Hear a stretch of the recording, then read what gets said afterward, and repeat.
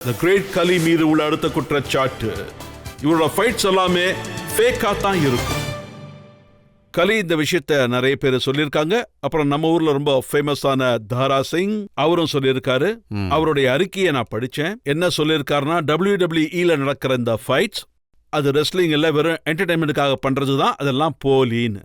ஒருவேளை அது போலியா இருந்தா, அது அவ்வளோ ஈஸியா இருந்தா, அப்புறம் மகாராஷ்டிரால இருந்தும் குஜராத்ல இருந்தும் அங்க ரிங்ல நிறைய பேர் இருந்திருப்பாங்கல்ல. அப்படி சொன்னாங்கன்னா நானும் பார்க்கறேன் இங்கேருந்து ரெஸ்லர் நிறைய பேர் வருவாங்க அப்படின்னு.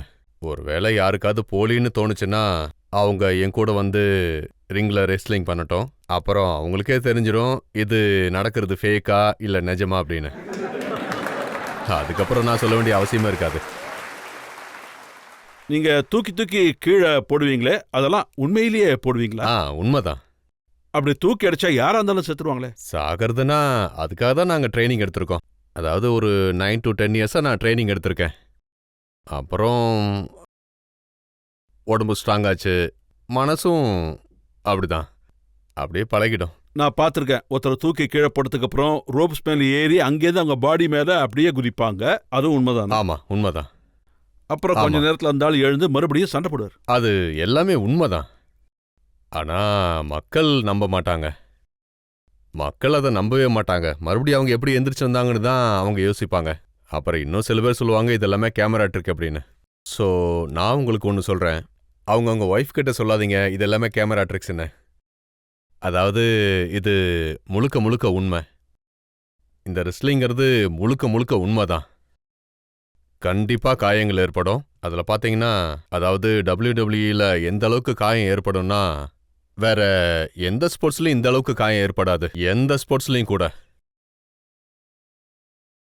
ஃபுட்பாலாக இருக்கட்டும் இல்லை பாக்ஸிங்காக இருக்கட்டும், எந்த ஸ்போர்ட்ஸாக இருந்தாலும் சரி, எங்களுக்கு மட்டும்தான் அது நடக்குது. நிறைய இன்ஜுரி ஆகும். ஒருவேளை போலியாக இருந்தால் எப்படி நிறைய இன்ஜுரிஸ் நடக்கும். ஒரு சில தடவை ரெஃப்ரியே அடிப்பாங்க, அதுவும் உண்மையா? ஆமாம், அதுவும் ரியல் தான். என்னென்ன பார்க்குறீங்களோ அது எல்லாமே ரியல் தான். ரிங்குக்கு வெளியே போய் ஒருத்தர் அடிக்க ஆரம்பிப்பாங்க, அதுவும் ரியல். அதுவும் ரியல் தான். இந்த ரூல்ஸ் அண்ட் ரெகுலேஷன்ஸ் எதுவுமே இல்லையா? அதாவது பார்த்தீங்கன்னா ரூல்ஸ் அப்படின்னு எதுவுமே கிடையாது. ஆனால் நீங்கள் என்னெல்லாம் பார்க்குறீங்களோ அது எல்லாமே ரியல் தான். ரூல்ஸ் அண்ட் ரெகுலேஷன்ஸ்லாம் பார்த்தா ஃபைட்டை கேன்சல் தான் பண்ணணும். அதாவது ரூல்ஸ் அண்ட் ரெகுலேஷன்ஸை அவங்கவுங்களுக்கு ஏற்ற மாதிரி அவங்கவுங்க போட்டு வச்சுருப்பாங்க. ஒரு சில தடவை யாராவது அடிக்க சேரையே எடுத்துகிட்டு வருவாங்க. ஆமாம்மா, அது எல்லாமே ரியல் தான். முழுக்க முழுக்க ரியல். சேரால் அடிக்கக்கூடாது, இதெல்லாம் யூஸ் பண்ணக்கூடாதுங்கிற ரூல்ஸ் எல்லாம் ஒன்றுமே கிடையாதா? இல்லை, அதனால தான் இதுக்கு பேர் WWE. இங்கே எல்லாமே ரியல் தான். நான் என்ன கேள்விப்பட்டிருக்கேன்னா, அந்த மேட்ச் கடையில், அதாவது இந்த ஒன்றுக்கு மேலே ஒன்றுன்னு நிறையா பெட்ஸ் இருக்கும். அப்புறம் மேட்ச் கடையில் அடிபட்டுறக்கூடாதுன்னு ஸ்ப்ரிங்ஸ் எல்லாம் வச்சுருப்பாங்கன்னு கேள்விப்பட்டிருக்கேன். இல்லை, அந்த மாதிரி எதுவும் இல்லை. நான் உங்களுக்கு தெளிவாக சொல்கிறேன். கீழே ஒரு ஸ்டீல் பீம் இருக்கும். அப்புறம் அதுக்கு மேலே அது என்ன சொல்லுவாங்கன்னா, அது பிளாங்க் இருக்கும், உட்டன் பிளாங்க் இருக்கும். அது கொஞ்சம் தடிமனாக இருக்கும். ஏன்னா அதுக்கடியில் ஏதாவது இருந்தால் அப்படியே இறங்கிடும். அதுக்கு கீழே ஸ்ப்ரிங் ஏதாவது இருந்தால் அது அப்படியே கீழே இறங்கிடும். ஸோ அதை ரொம்ப ஸ்ட்ராங்காக செய்வாங்க, ரொம்ப ஸ்ட்ராங்காக. அப்புறம் அதுக்குள்ளே ஸ்ப்ரிங் வச்சுருப்பாங்க. அப்படிங்கிறது உங்களோட பிரம்மை தான். அது இவ்வளோ ஹைட்டில் இருக்கும்ல, அதாவது 4 அடி உயரத்தில் இருக்கும். அதில் பெரிய பெரிய உடன் பிளாங்க்லாம் இருக்கும். அதுக்கு மேலே ஃபோம் பிளாடிங்லாம் இருக்கும். அதுக்கு மேலே கேன்வாஸ் கவர் இருக்கும். ஒருவேளை அது ஸ்ப்ரிங்காக இருந்தால் கீழே மைக் இருக்கும். அப்புறம் அதில் சத்தம் கேட்கும். ஏன்னா அந்த மாதிரி எதுவும் இல்லை. அதில் இருக்கிறது உட்டு, அப்புறம் ஸ்டீல் ராடு. ஒவ்வொரு 2 அடிக்கும் ஸ்டீல் பீம் இருக்கும். அப்புறம் ஒரு சில பேர் ரத்தம் அப்படியே வழியுமே, அதெல்லாம் உண்மைதான். அதுவும் ரியல் தான். நான் என்ன கேள்விப்பட்டேன்னா, அது ஒரு கேப்சூல்னு ஒரு அமெரிக்கன் சேனல் லாஸ் ஏஞ்சலஸோடது. அதில் என்ன சொன்னாங்கன்னா, ரெஃப்ரி அந்த கேப்சூல் எப்படி எடுத்து கொடுப்பாரு, அது அவங்க எப்படி யூஸ் பண்ணுவாங்க, போட்டுப்பாங்க அப்படின்லாம் சொல்லியிருக்காங்க. அதில் அப்படிலாம் எதுவும் இல்லை. இது மக்களோட பிரம்மை தான். அப்புறம் கேப்சூல்லாம் இருக்கும்.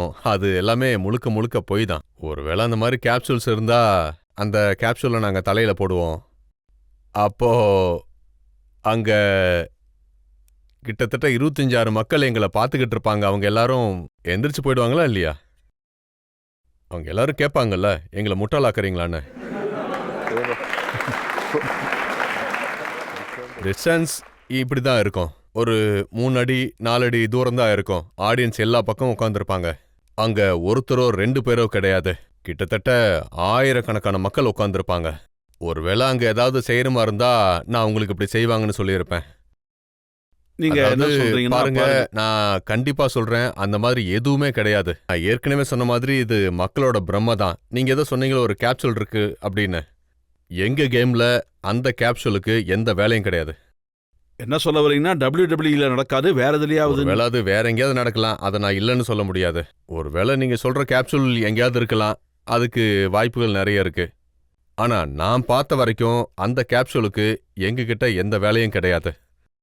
நான் உங்களுக்கு அந்த கேப்சூலையும் காட்ட முடியும். நாங்க அந்த கேப்சூலை ஜெர்மனிலேருந்து ஆர்டர் பண்ணி வர வச்சிருக்கோம்.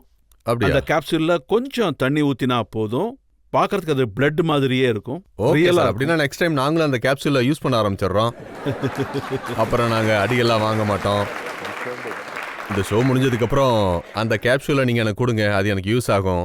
நாங்க இனிமேல் அடி வாங்க மாட்டோம், ஏன்னா அந்த கேப்சூல் எடுத்து இப்படி தலையில வச்சுப்போம். என்கிட்ட ஒரு ஆ, கேப்சூல் இருக்கு. காட்டுங்க.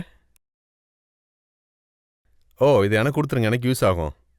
இதுல நான் உங்களுக்கு தண்ணியை ஊத்தி இது காட்டுறேன். எனக்கு தான் யூஸ் ஆகும், கொஞ்சம் உங்களுக்கு தண்ணி யூஸ் எடுத்து ஆகாது. வாங்க. என்கிட்ட கொடுத்துருங்க.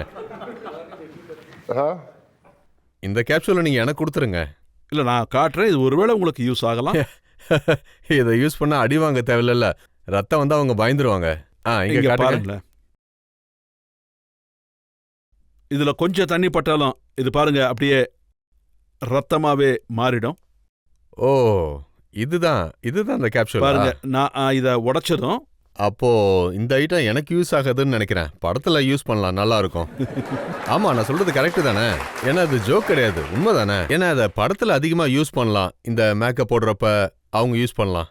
ஆனா எங்களை சுத்தி அங்க ஆயிரக்கணக்கான மக்கள் உட்கார்ந்துகிட்டு இருப்பாங்க. ஸோ நாங்க இந்த மாதிரி எதுவுமே யூஸ் பண்ண மாட்டோம். ஏன்னா எங்களோட கேம்ல பாத்தீங்கன்னா பில்லியன் அண்ட் பில்லியன் டாலருக்கு மேல இன்வெஸ்ட் பண்ணிருப்பாங்க.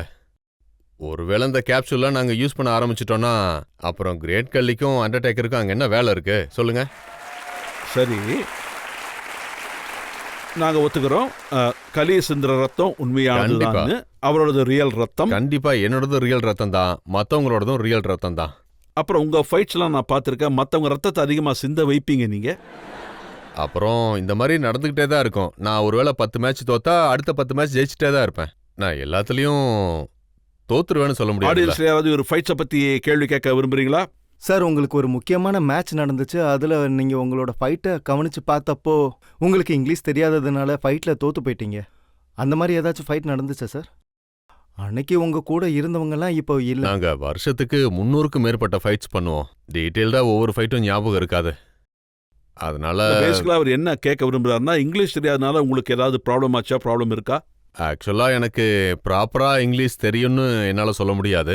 அதே நேரம் சுத்தமா எனக்கு இங்கிலீஷ் தெரியாதுன்னு சொல்ல முடியாது. என்னோட மேனேஜர் ஒருத்தர் இருக்காரு, ரஞ்சன் சிங். அவரு பேசிக்கலி ஒரு ரைட்டர் WWE-ல. அப்புறம் அவர் அங்கதான் பிறந்தாரு, USA-ல. ஸோ WWE-ல இங்கிலீஷ் பேசினா அவரு ரொம்ப ப்ராப்பரான இங்கிலீஷ் பேசுவாரு, ரொம்ப கிளீனா. அவரு ஒரு வாட்டி இங்கிலீஷ்ல சொன்னாருன்னா மக்களுக்கு ஈஸியா புரிஞ்சிடும். ஒருவேளை நான் பேசினா, ஏன்னா நான் பேசுற ஹிந்தியே நிறைய பேருக்கு புரியாது, குழப்பமா இருக்குன்னு சொல்லுவாங்க. என்னோட ஹிந்தியே சில பேருக்கு புரியாது. அப்புறம் மற்றபடி நீங்க இங்கிலீஷ்னு சொன்னீங்க, அது different type of characters, mango characters பார்த்துருப்பீங்க. அதனால அவர் ஊமையா பிறந்துட்டாருங்கிறது அர்த்தம் கிடையாதுல்ல. அது ஒரு டிஃப்ரெண்டான கேரக்டர்னு சொல்லலாம். கேரக்டர் எல்லாமே கேரக்டருக்கு ஏற்ற மாதிரி நடக்கும். இல்லை, நான் கொஞ்சம் பயந்துகிட்டு இருந்தேன் நீங்கள் ஆப்கியாதத்தில் கரெக்டாக பேச முடியுமா இல்லையான்னு. ஆனால் இப்போ சொல்கிறேன், நீங்கள் ரொம்ப நல்லா பேசுகிறீங்க, தெளிவாக பேசுகிறீங்க.